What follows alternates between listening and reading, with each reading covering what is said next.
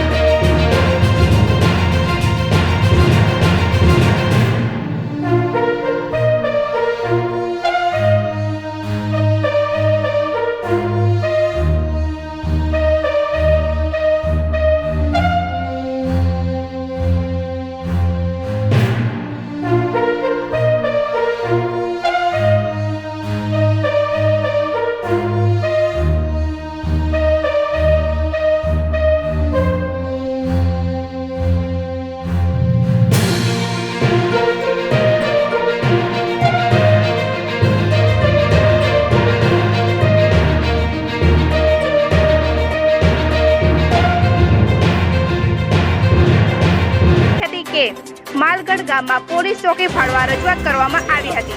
Bureau report Neeraj Borana. G express news channel को subscribe करना ना भूलें। ताज़ा अपडेट पाने के लिए बेल आइकन पर क्लिक ज़रूर करें।